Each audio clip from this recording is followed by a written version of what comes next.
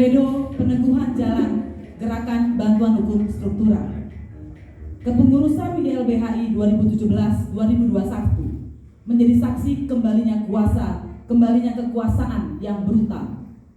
Manusia tentu saja sudah lama menjadi komoditas, dan HAM terengah-engah mencoba menempatkan manusia kembali menjadi subjek. Jika peradaban modern ditandai dengan kesetaraan, maka Omnibus Law Cipta Kerja membalikkannya dengan membuat kontrak dan outsourcing nyaris tidak ada batasan, sehingga orang miskin bisa diperas dan mensubsidi orang kaya.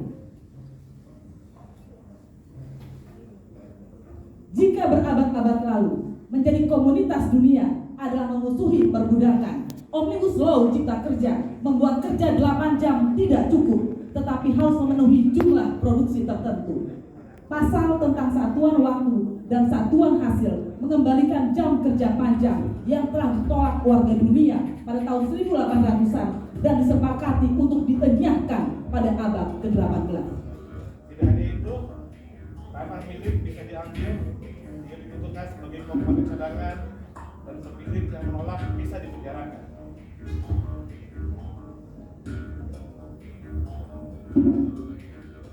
Dalam sekali ketok, yang katanya wakil rakyat dan orang baik pilihan rakyat membuat hak tidak bisa berarti dan dikembalikan militerisasi.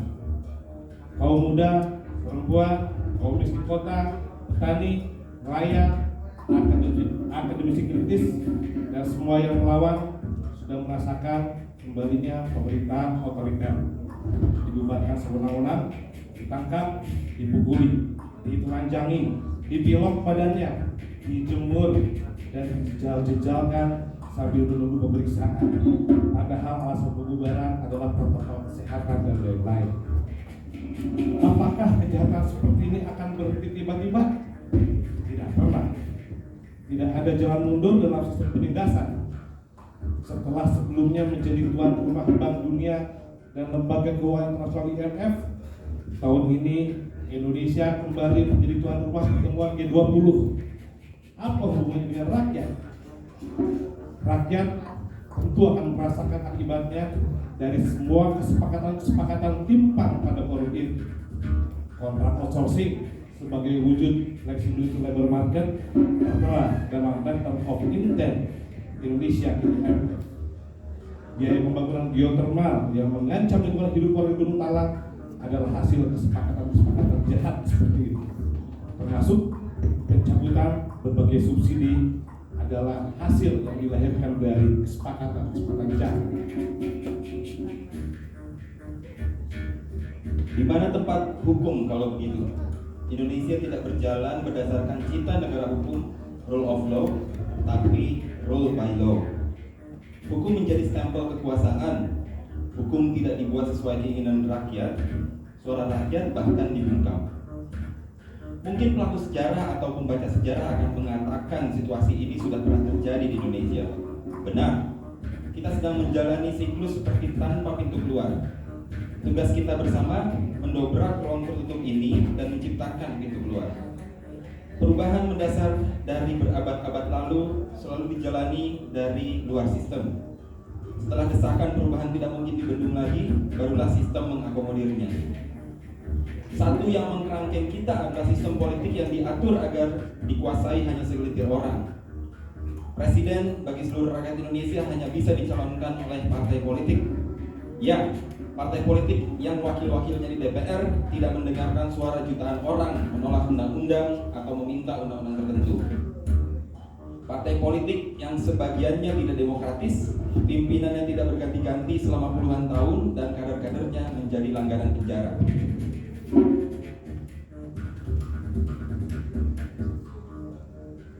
Rakyat tidak punya hak menarik kembali calon yang ia pilih meskipun mengkhianati publik yang mendudukannya di kursi itu.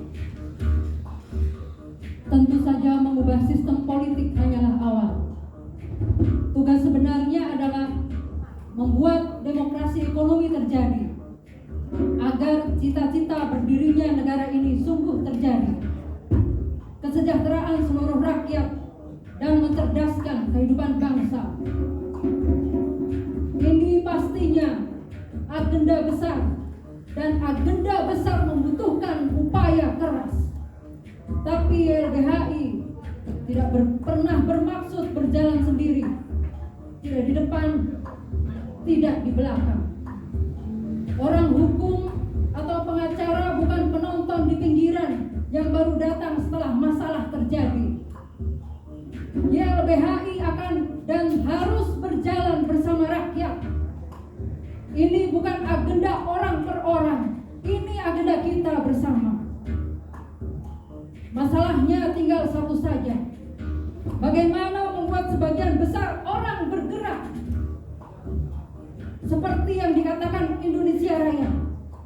Bangunlah jiwanya, bangunlah raganya. Raga hanya digerakkan oleh jiwa yang bangkit. Dan di masa kini, hal ini susah-susah gampang. Mudah karena media sosial mampu menyebarkan pesan dalam waktu detik ke ribuan orang. Tapi sulit karena semua kakak pembina memanfaatkan kekuasaan dan lain-lain. Yang benar jadi salah, yang salah jadi pahlawan.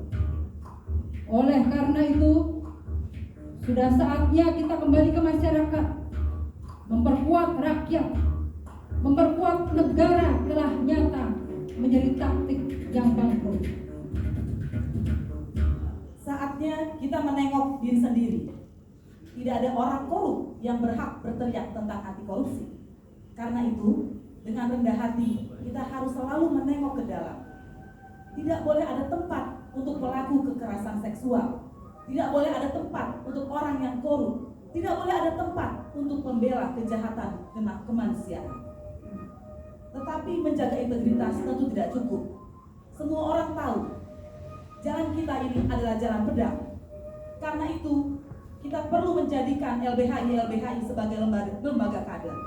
Artinya, siap memimpin dan dipimpin.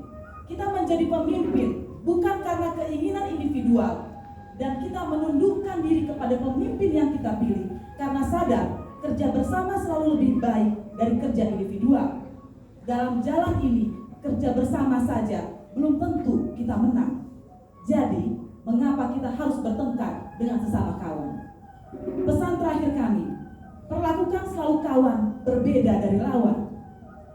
Dan apa yang kami maksud kawan, bukanlah teman kongkol, teman seperjuang, teman sepermainan, bukan teman sedaerah, bukan teman satu sekolah, tapi teman seperjuangan. Apabila kita sering menghasihani orang yang kita anggap jahat, mengapa teman sendiri layak diperlakukan dengan kejam? Apabila kita memperlakukan teman seperjuangan seperti lawan, sesungguhnya ego kita masih dominan. Padahal dalam jalan ini, sesungguhnya kita individu-individu mati melebur gerakan yang hidup. Karena itulah kita semua hadir dan saling bertahan.